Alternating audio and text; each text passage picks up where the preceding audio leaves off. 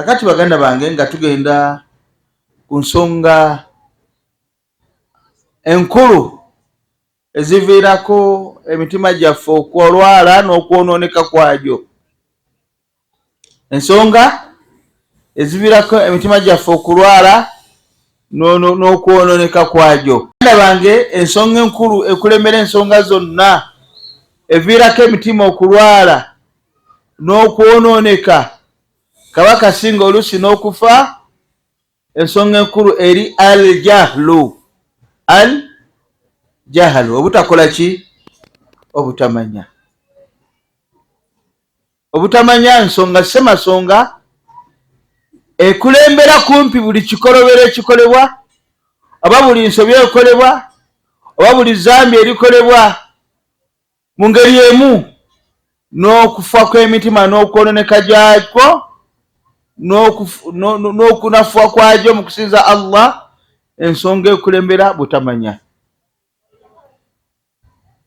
Obutamanya bwe twogerako, butamanya ki? Okusinga ddala obutamanya ensonga 3 nga Sheikh Muhammad ibn Abdul Wahhab rahimahullah byazinnyonnyolako, yagamba i'lam annahu yajibu ala kulli muslimin ta'allumu 4 masail. Yagamba manya muganda wange kikakata kuli musiraamu yenna okuyiga ensonga 4. Ensonga esooka yagamba al-ilmu, okumanya. N'agamba wal-ilmu, n'okumanya okwogerako, huwa era kyekyenyume ky'obutamanya. Kyetuteekedde okumanya, tuteekedde okutegeera Allah n'omubaka Muhammadin sallallahu alayhi wasallam, n'okutegeera n'okumanya eddiini y'obusiraamu na bujulizi. Era mu ngeri y'emu obutamanya bwe twogerako wano, obutamanya Allah. Omuntu yenna atamanyi Allah atwalibwa nga talina magezi. Niwaba ne diguri 10 nga tategeera ani? Ng'alina diguri 10 naye ng'akyasinza kibumbe. Ng'alina diguri 10 naye ng'asamira era akkiriza mu lubaale, atwalibwa nga talina magezi.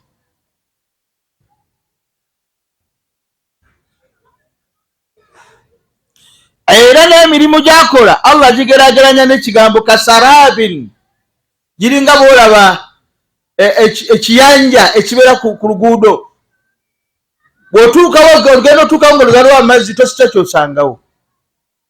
Era omuntu yenna akola emirimu nga agatta ku Allah subhanahu wa ta'ala, abanga afudde ennyumba ya nabbubi ge maka ge. Allah beerageraganya agamba wa inna ahwana albuyut, ennyumba ebitonde byonna bizimba ennyumba, n'ekitonde ekyakizimbye ennyumba ennafu ennyo y'ennyumba ya nabbubi. Byokwata mukazi woti nekoleti aleva. Kati omushiriku yenna, baganda bange, bwe giba mirimu abanga sarab, bweba ennyumba abanga azimbye ennyumba ya nabbubi, talina kyagenda funa. Nolwekyo omuntu yenna atategeera Allah atwalibwa nga talina magezi, paka nga ategedde Allah subhanahu wa ta'ala. Asobola kutya okutwalibwa nti ategeera, atamanyi yamutonda, atamanyi alina buyinza ku bulamu bwe, atamanyi awaniridde ensi eno, atamanyi ani yamuwa amagezi ago n'ebifaanagana bwe bityo. Nolwekyo obutamanya Allah. Ekyokubiri, obutamanya nabbi wa Muhammadin sallallahu alayhi wasallam. Obutamanya nabbi sallallahu alayhi wasallam nakyo kiyingira mutamanya. Buli omuntu atategeera Allah n'atategeera nabbi Muhammadin sallallahu alayhi wasallam, ne baba amanye ebisigadde eby'omu nsi muno, atwalibwa nga tamanyi. Ekyokusatu, obutamanya ddiini ya busiraamu. Omuntu abanga alina ensimbi zonna, obanga muyivu naye nga tategeera busiraamu, atwalibwa nga takola kitwakirabye olunaku lwajjo. Nolwekyo twalabe mu ndwadde omuntu z'alwala nga tezimulumirawo, obutamanya naye busobola okuvaawo senga omuntu asoma al-ilmu billah nategeera Allah yani nategeera omubaka sallallahu alaihi wasallam nasoma obusiramu bwe oyo atwalibwanga muyivu. Era Allah subhanahu wa ta'ala bweyogerako mu Qur'an mu surat al-Fatiha, ulaika alladhina an'ama Allahu alaihim, alimu bantu Allah babawadde ebyengera era agenda kubamu ne bannabbi wasiddiqin washuhada wasalihin. Lwaki? Kubanga alima billahi, ategedde Allah n'omubaka we n'eddiini y'obusiraamu. Nokyo bannange obutamanya ensonga semasonga egenda okutuviirako eziviirako abantu okuviirako emitima kulwala. Ensonga y'okubiri baganda bange, alfitan, fitina, ebikemo ebijja mu bulamu biviirako omuntu omutima okufa. Alfitan, fitina, walfitan, ne fitina nyingi. Waliwo fitnatul mal, ebikemo by'emmaali. Emmaali efuula bangi, erwaza bangi. Ebikemo by'ebitiibwa birwaza bangi. Ebikemo by'obwagazi, fitan ashahawat, birwaza bangi. Ebikemo bya shubuhat, okubuzaabuzibwa mu ddiini, bano bagamba nobeera ng'obuzaabuzibwa, birwaza bangi. Walidhalika kyovola abantu omuntu eddiini yandibadde agijja era ng'agisoma kwamanyiddwa nti mwesigwa muyo, ng'alina ebitendo bisatu. Ekisooka ng'akakasa naye kennyini asoma ku gwagenda okusomako nti eddiini yagisoma. Akakasa nti omuntu ono gwajjako obusiraamu bwe ng'akakasa naye nti yabusoma. Nga bw'otasobola kwesiga muntu gw'otamanyi nti yasoma obuzimbi n'omwesiga akuzimbira ennyumba nga weeralikira ebintu bibiri. Ekisooka oyinza oteeka mu makiryewo ne bajja eka ne bagamba byonna byazimba ebifungo olina bikoona nga n'ensimbi wazimuwadde ziyakoledde, oba okubanga ennyumba eyinza okufuuka ekugwira. Twalabyeko abakubayo engalama ne zigwira abantu ekiro nga bagikubye omusenyu ne seminti ne bivaayo ne bigwira abantu nga yakiteeka si bukugu. Wakadhalika ateekeddwa okuba nga tukakasa tiyasoma olw'okutya okubeera mu loss oba okuba nti ennyumba ejja kugwira. Mu ngeri emu n'okuwayaringa ennyumba, oyagala gwomanyi nti mukugu mu byawayaringi z'amasannyalaze ne babeera mmoroka, otya omusajja ayinza okwayaringa emmoroka neekwata omuliro. Kati ate ku ddiini omuntu alina okuba omwegendereza ennyo ku muntu gw'agenda okugijjako, kubanga bw'ogijja ku mukyamu ayinza okukosa wano ku nsi ne ku nkomerero, n'ofundikira ng'ogenda kubonaabona obuwangaazi bwe bwonna naye nga obonaabona lwaseeka okukubuza n'akusomesa ebikyamu. Kyava Allah subhanahu wa ta'ala akuwa amagezi g'osobola okukozesa okwawula ani ali ku mazima, ani ali ku bulimba.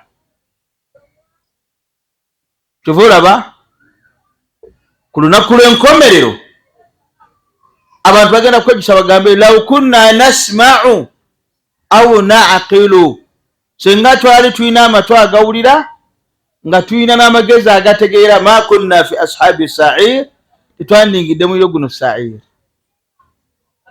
Nolwekyo amagezi Allah gatuwa agatwawula ku bisolo olina okugakozesa okumanya ani gw'ogenda okusomako ddala. Tugambe ekitendo ekisooka ateekeddwa okuba nga okakasa nti gw'osomako ayina yasoma obusiraamu, yabusoma. Toddira mubazzi gw'omanyi ng'asoma bya bubazzi noyagala omusomeko obusiraamu. Ojja kuba nga afunye omusajja wawayaringize mu nnyumba omuteeke okwayaringa emmotoka zonna, kubanga zonna wayaringa tebigatta. Kyova olabye bino ebyobusiraamu waliwo ababyogerera n'ebyobufuzi waliwo ababyogerera. Si buli ajja nti akwata obuzindaalo n'ayogerera obusiraamu, kubanga obusiraamu okubogera oteekeddwa okuba nga wabusoma. nolwekyo mbalambira mwegendeza abantu mujjako eddiini naddala ababeera ku mitimbagano egya WhatsApp ku YouTube gw'osomako ddala okakasa obusiraamu buno yabusoma. Ekitende ekyokubiri ateekeddwa okubanga bw'aba yabusoma nga byasomako bamanyiddwa. Omusajja tavaawo ne Tororo n'abaako gy'ageze n'abula emyaka 3 n'akoma n'abagamba badde nsoma busiraamu. Tusiga tumubuuza wabusoma ku baani? Ayinza obusoma ku Bakhawarij, ayinza obusoma ku Basuufi, ayinza obusoma ku Bashiya nga bonna bagamba basiraamu, najja n'afuuka omutawaana etororo. Nolwekyo tuteekeddwa okumanya obusiraamu buno yabujja ku baani, era bw'atubulira be yabujjako nabo tukitukakatako kubamanya be yabujjako bo babujja ku baani. Walidhalika bannange eddiini tejjiwa ku buli gwe tusanga. Muhammad bin Sirin rahimahullah agamba inna hadha al-ilmu diinun, mazima ilimu gye mulaba ye ddiini yennyini. Fanzuru amman ta'khudhuna dinakum, mwekennenye nnyo baani bwe mujjako eddiini. Katulina okakasa yasoma kituufu naye yasoma ku baani, atubulye byasomako tubamanye. Ekitende ekyokusatu ateekeddwa okuba nga alabikako athaaru dhalika al-ilm, obufuwa ilmu egyo yakola atya gye yasoma. Ebintu ebyo bisatu ebibula ku muntu talina kugibwako. Tulabyeko bangi abagenze mu ddwa al-arabiya nga bagenze okwabya eyo ne bakomawo ng'ate nga befudde abawalimu abadde bakola ki basoma nga lam yata'allamu shay'an min al-ulumi ash-shar'iyya, nga tebalina ke baali basomye mu irimu ez'ebusiraamu naye ate ne bakomawo ng'abaki ng'abawalimu. Nokyo baganda bange okutegeera Allah n'omubaka we n'okutegeera obutamanya Allah n'omubaka we, obutamanya busiraamu n'obujulizi bwabo, ebikemo tubyogeddeko. Ekyokusatu obuviirako emitima okufa n'okwonooneka, al-maasi, amaki amazambi gaviirako omutima okukola ki okufa era ne guzikirira. Walidhalika omubaka sallallahu alayhi wasallam yatwekisa natugamba ejitanibu sab'a al-mubiqat, mwewale amazambi musanvu agazikiriza.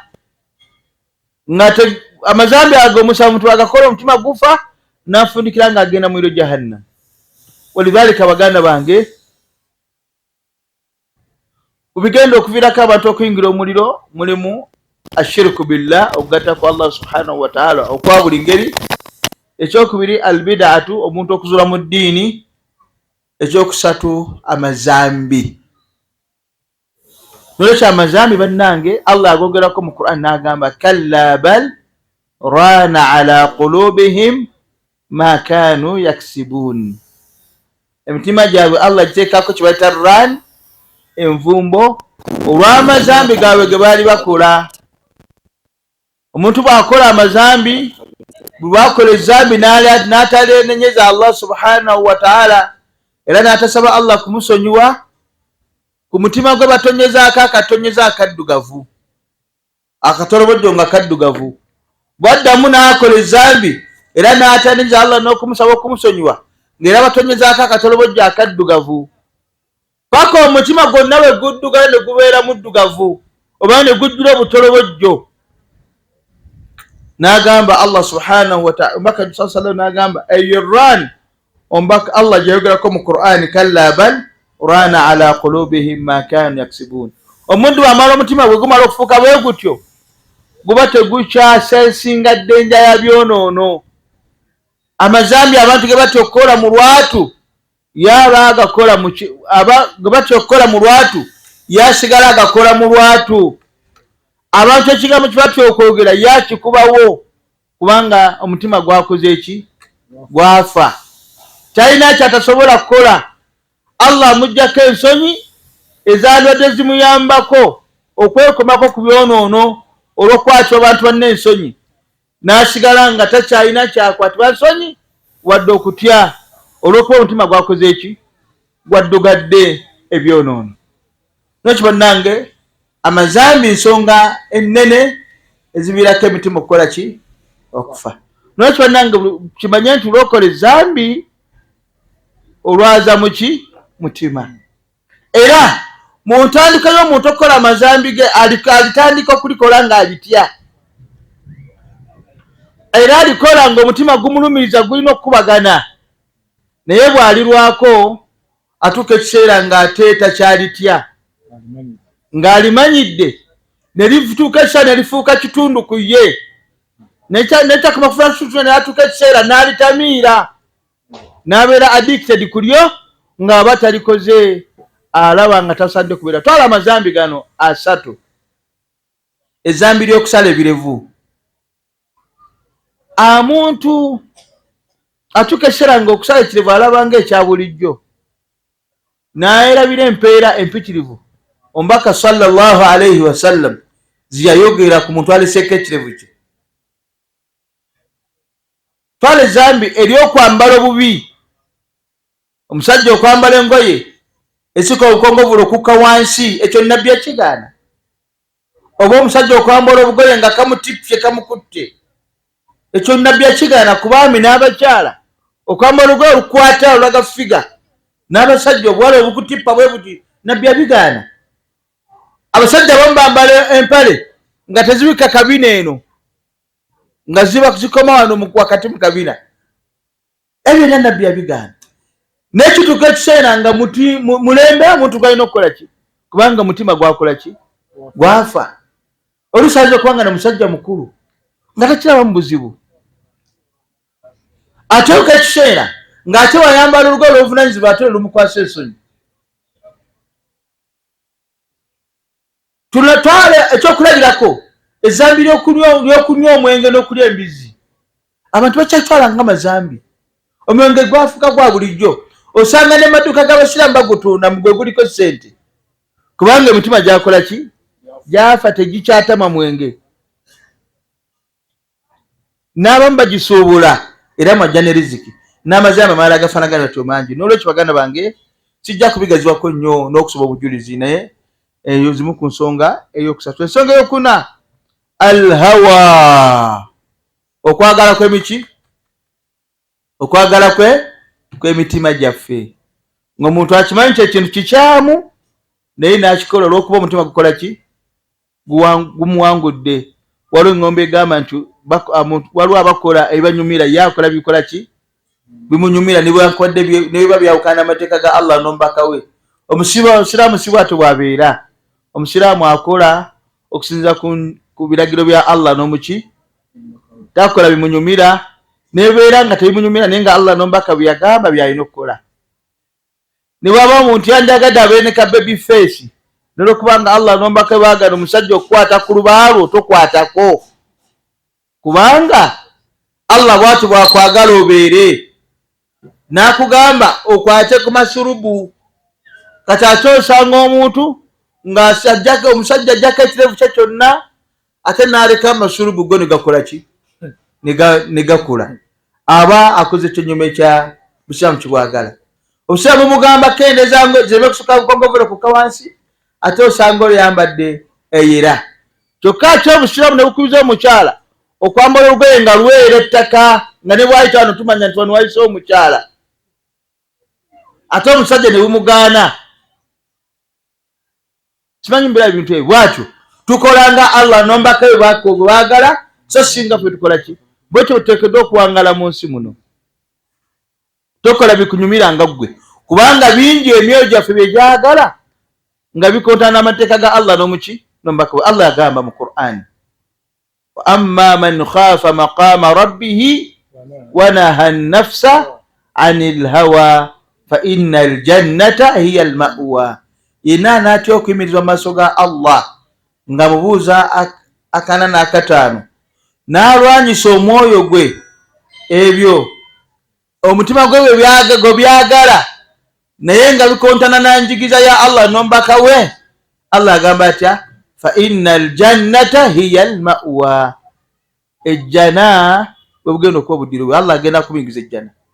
Ekiraga bannange teri agenda kuyingira jjana ya Allah ng'akola byayagala byokka. Agenda okuyingira naye Allah ateekeddwa okuba ng'alwanyisizza omwoyo gwe okugulemesa ebyo bye gwagala nga bikontana n'enjigiriza ya Allah n'omubaka we.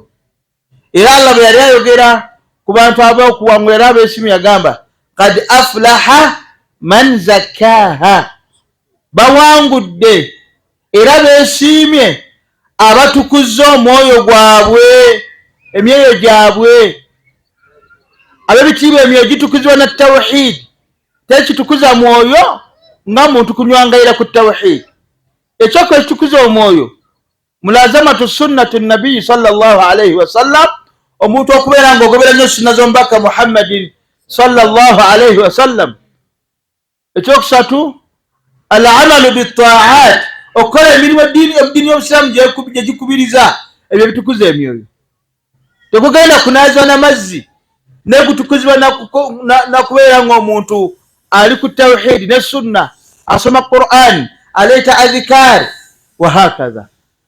Allah n'agamba awangudde era yeesiimye yoyo atukuzza omwoyo gwe ne tawhid ne sunna n'okukola emirimu emituufu obusiraamu gye bulagira. Nolwekyo hawa nafsi kimu ku bintu ebigenda okuzikiriza omuntu, tebikoma kuzikiriza ekka wabula bittira ddala omutima. Era abantu abasomye obusiraamu ne bagana okubuteeka mu nkola nga bamanya amazima, oluusi hawa nafsi bakola etya, yebawangula. Ensonga ey'omukaaga, ensonga ey'okumeka, ey'okutaano, alghaflatu an dhikri llahi taala, alghaflatu an dhikri llahi taala, okulagajjala n'okwesuulayo gwa nagamba mu kwogera kwa Allah subhanahu wa taala n'okumutendereza. Omusiraamu n'abukeesa n'abuwungeeza nga tayogeddeko Allah, tasomye azikaari za kumakya wadde ez'omutuntu, ez'olweggulo zakawungeezi, tasomyeko Qur'ani, tatuddeeko mu halaq oba hilaku dhikr, tatuddeeko wasomebwa busiraamu. Ebyo byonna bingira mu kujjukira Allah subhanahu wa ta'ala. Tebali kubuusabuusa nti omuntu n'amalako ewiiki nga bw'atyo bwafaanana, omutima gufa. Omutima gufa. Ebizigula omutima kujjukira Allah subhanahu wa ta'ala n'okumwogerako. Tekizigula mutima kugujjako bukyafu bwonna nga kusoma Qur'ani n'okutendereza Allah subhanahu wa ta'ala. Ab'ebitiibwa, teri kizigula mutima n'ogutereeza n'okuguteekamu obutereekevu n'obukakamu nga muntu kusoma Qur'an n'okujjukira ekitiibwa Allah subhanahu wa ta'ala. Kale omuntu okulagajjalira n'okwesera gwa nagamba okujjukira Allah n'okusoma adhikar eza buli kiseera kiviirako omutima okufa. N'ekibaganda bange, walidhalika mbakubiriza okugula ekitabo ekya Hisnul Muslim ekyawandiikwa Dr. Said ibn Wahf al-Qahtani nga kivunuddwa abaseeka baffe ab'enjawulo, kyaleeteddwa kya 14. Mukigule mumanye adhikari ki omuntu zasoma eza buli ngeri, eza buli kifo, kubanga bimu kubikuyambako okutereeza omutima. Omuntu okulagajjalira adhikari, omutima gufa. Ensonga ey'omukaaga, arrufqatu sayyi'a, kubirwaza emitima gy'emikwano emibi. Arrufqatu as-sayyi'atu, emikwano emibi. Rufqa nga bangi, rafiqu gw'obangala naye, gw'otambula naye, rafiqu yako, rafiki wo gw'otambula naye, gw'owangala naye. Olina okunoonya rafiqu omulungi ddala gw'ogamba n'ogamba wuyo ni rafiki yangu, nga ddala rafiki wo ddala, nga rafiki buno, omukwano guno tegugenda kukomaano ku nsi wabula ne ku lunaku lw'enkomerero, omukwano gugenda kubagasa bwe mugenda osinkana Allah subhanahu wa ta'ala. Buli yenna akwana omuntu ng'amukaana n'ebigendera bya nsi, omufaawo omukwano ogwo teguwangaala ate ne bwe guwangala wano ku nsi ku lunaku lw'enkomeero omuntu agenda kwejjusa lwaki yakwana omuntu omukyamu. Teraba Allah subhanahu wa ta'ala yagamba al akhillau yawma idhin ba'dhuhum li ba'dhin adu illa al muttaqin. Banfanfe abali abomukwano wano ku nsi ku lunaku lw'enkomeero buli muntu agenda kuba mulaba eri munne. Lwaki? Kubanga mukwano gwe yamukubizanga okugenda mu bikyamu, okujjako abalina omukwano nga bakwanagana ku Allah subhanahu wa ta'ala. Teraba Allah wagamba wa yawma ya'addu adh-dhalimu ala yadayhi, olunaku omulazi abaana bagenda okuluma ku mukono gwe atuuke okugamba ya wailata laitani ya wailata lam attakhidh fulanan khalilan. Omuntu agenda kwagamba nga zinsanze nga ndabye senga saafuula gundi khalil mukwano gwange nfanfe. Lwaki? Laqad adallani ani dhikri ba'da idh ja'ani, yanzija ku mazima, yambuza nanzija ku mazima oluvannyuma lw'okubanga ganzijidde. Twali mukisa guno bategeeza nti abantu bangi Allah balongoosezza ne badda ku mulamwa, ne babeera ku buluŋŋamu nga Allah ayisiza ku mikwano emirungi gye baakwana. Ng'omuntu yali mwononefu naye Allah n'alumulongoosa nga ayisiza ku mukwano gwe, ogumukwata ku mukono, ogumulaga nti munnange kino kikyamu, tugendeko mu darusu, omusajja zibadde zibulako, kubadde kuulako mmeka mutwalo, n'agumwongererako, ogwo gwe mukwano. Naye mukwano gwonna ogutakuyambako ku Allah, ku ddiini ye, mukwano gwakwejusa ku lunaku lw'enkomeero. Walidhalika era bangi abafaafaaganye nga baali balongoofu naye ng'ekyabazikiriza, ekyabaviirako okufa kwabwe n'okwononeka kwabwe miki? Mikwano. Bameka abaali abasalafu abali ku manhaji salafi be baakwana bannabidaa, ne bukeera enkyanga nabo bali wamu ne bannabidaa mu nnyimbe, mu maddwa aga kikutula nsingo, mu mawuledi n'embisigadde, nga baali basalafu era abaavumiriranga ebintu ebyo, naye baakwatagana n'omukyamu n'amugenda nga mutwayiza n'amukola atya. Bameka mu bakyala bafiiriddwa amaka gaabwe lwa mikwano emikyamu egikutwala w'omusawo gwe wakula ewammwe nga tomanyi nti baloga, naye ng'ogenze mu maka n'ofuna emikwano egikugamba nti omukazi tafumba yekka, omukyala tafumba yekka, mu basawo ne gikulaga by'oteekeddwa okukola. N'ekyo twegendereza emikwano. Omukwano kyobula amanyi bateekawo ebitende by'oteekeddwa okutuuka ku gw'ogenda ofuula mukwano gwo. Akisookera ddala gw'olina ofuula mukwano gwo alina okubeera nga an yakuna aqilan, alina okuba nga ategeera, nga muntu mugezi, alina amagezi. Ekyokubiri hasanul khuluq, alina okuba nga wampisa nnungi. Ekyokusatu ghairu fasiq, mukwano gwo talina kubeera mwononefu. Mu butade talina kuba munnabidaa, munnabidaa tibamukwana, munnabidaa tibamukwana.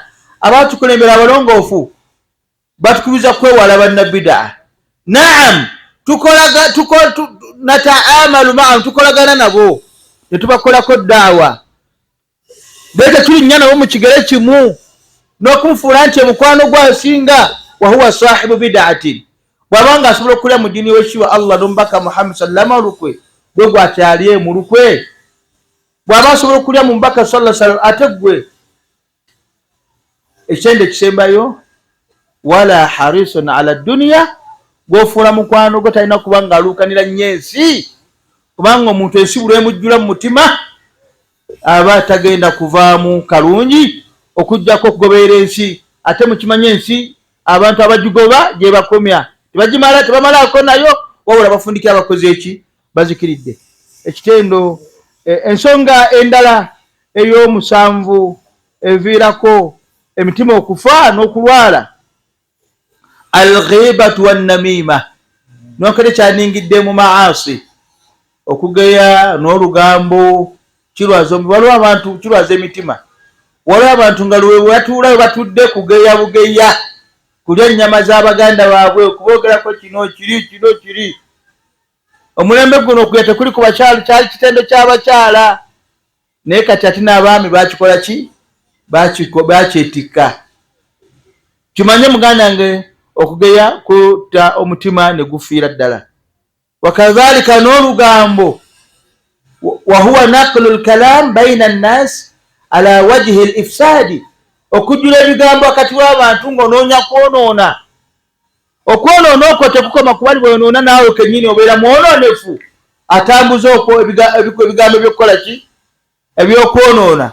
Ate alghiba huwa dhikruka akhaka bima yakrahu, kwe kwogera ku muganda wo kyonna kyakola kyatamwa. Niba nga kyomwogerako akirina naye ng'akitamwa kubeera kumukola ki kumugeya. Ensonga ey'omunaana akilu lharam, okulya haramu. Bannange okulya haramu kitta omuki ne gufiira ddala. Okulya haramu kitta omutima ne gufiira ddala. Akilu lharamu, okulya haramu nga riba, abakolagana n'ensimbi eza riba n'emaali ya riba, kitta emitima. Okulya haramu muyingiramu ebintu biki bingi, riba, enguzi na buli kyonna obusiraamu kye bwagaana okulya, wekirya omutima gufa.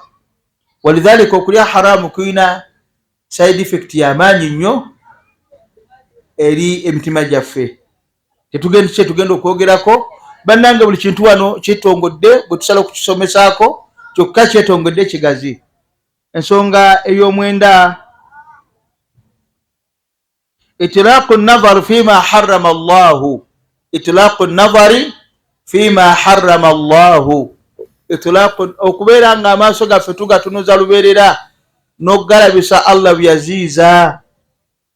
Abatava ku mitimbagano nga balaba obwerere bw'abantu, okulaba okutula ennyo mu bwerere oba ebintu ebiri haramu obusiraamu bwaziiza, kitta omutima. Kiddira ekisembayo alinshigalu bidduniya wa ja'aluha hammuhu wa qasduhu, omuntu okubeera nga edduniya emumalawo nabeera nga gyafudde ekigenderwa kyera kuwankawanke kwonna kuli ku dduniya, nga wankawankira dduniya n'omulamwa gwo mulamu buno bwalimu ng'ali okulwa dduniya, talina mulamwa gwa Allah wadde omubaka we wadde olw'eddiini, wabula buli ye kyalabako kyakwatako kyapulaningira yedduniya. Ekyo kitta omutima. Alinshigalu bidduniya, alinshigalu bidduniya, omuntu okutawana nnyo n'edduniya. Waja'aluha hammuhu wa qasduhu, n'ogifuula omuntu ogifuula nga okuwankawanka kwe kwonna dduniya, talina kadde kawayo ku ddiini ye lwa ddiini ye, wabula yonna dduniya. Waja'aluhu qasdu, n'okugifuula nga kyekigenderwa kyo kyonna dduniya. Ate nga twategedde ng'omubaka sallallahu alaihi wasallam yagamba nga Allahumma la taj'al ad-dunya akbara hammina wala mablugha ilmina.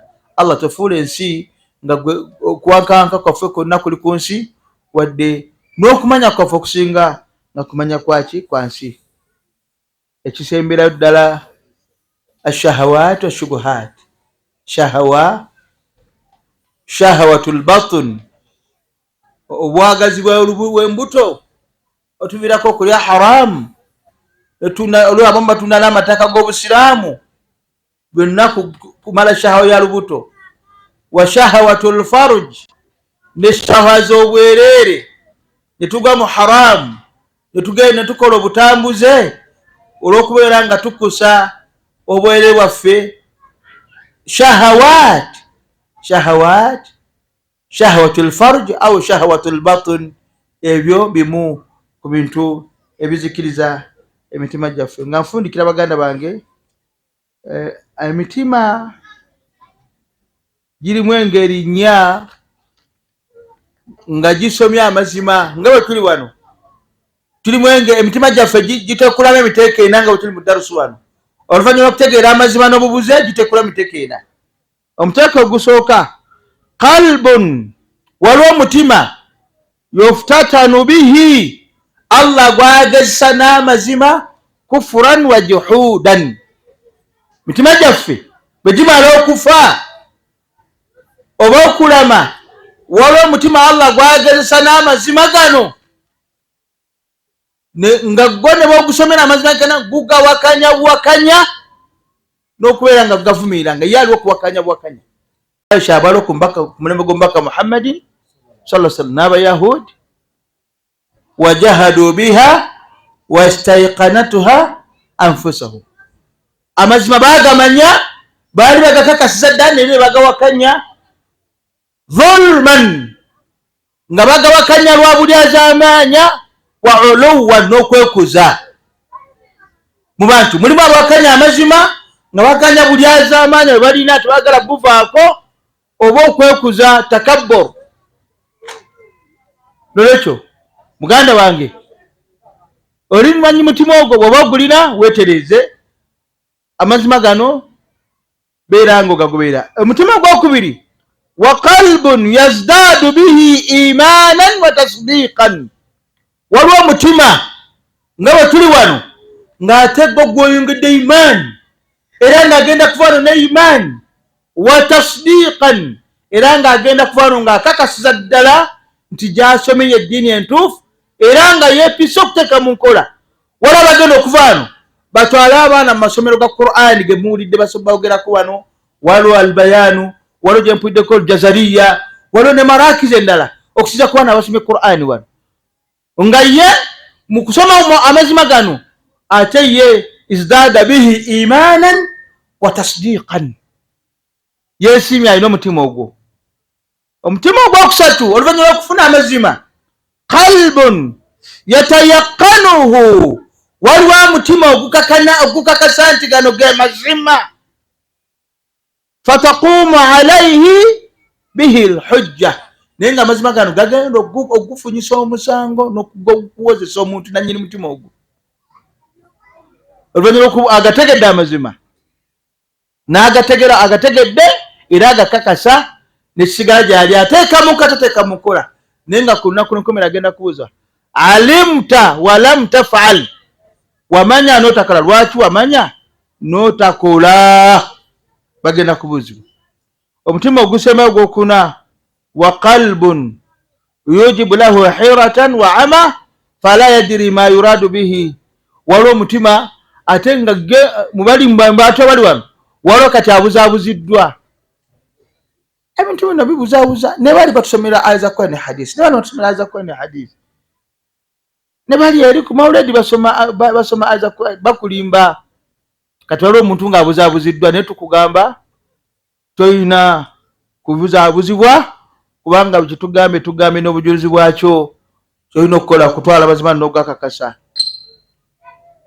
Allah subhanahu wa ta'ala yagamba mu surati Yunus aya 5:7 yagamba ya ayuha nnaasu, abange mu abantu, kad jaatkum maw'izatun min rabbikum, mujjiddwa okubulirirwa okuva eri Allah mmwe ng'abasomera amateeka ga Allah subhanahu wa ta'ala, wa shifaa'un lima fi suduri, kina kyokka mujjiddwa n'eddagala erijjanjaba endwadde zammwe ez'emitima. Mujjiddwa eddagala erijjanjaba riya ali mitima, mujjiddwa n'eddagala okuva eri Allah erijjanjaba hasad ensaalwa, erijjanjaba shirk, erijjanjaba hawa nafsi, erijjanjaba al-ujub, erijjanjaba al-ghil wal-hiqd, endwadde zonna ez'emitima mujjiddwa obubaka okuva eri Allah subhanahu wa ta'ala nga bubasomerwa. Wa huda, mujjiddwa obulungamu. Wa rahma, era mujjiddwa n'okusaasira kwa Allah subhanahu wa ta'ala lilmu'minin, eri abakkiriza. Allah agamba ya ayuha nnaas, abange bakkiriza, kad jaatkum maw'izatun min rabbikum, mujjiddwa okubira okuva eri Allah mwe. Kuwulira ki? Qur'ani eyo, nga Qur'ani erimu okuwona eddagala. Baseeka batusomeseza wano, Sheikh Uthman abatusomeseza sura 3 zokka okwejjanjaba, ng'esooza 3 zigenda kujjanjaba endwadde z'omutima n'ez'omubiri, ng'ojjanjaba sitaani ezitawanya abantu enkya n'eggulu. Abdul Shakur Kasule yatusomesezza buto omuntu bwejanjaba. Kati Qur'an ejjuddemu shifa, okuwona ng'owona ojanjaba endwadde ez'emitima. Ate Qur'an ejjuddemu huda, bulungamu. Ate Qur'an yennyini ejjudde kusaasira eri abakkiriza. Lwaki baganda bange tukakasibwako okubeera nga tugobera amazima ago n'okubeera nga tugateeka mu nkola.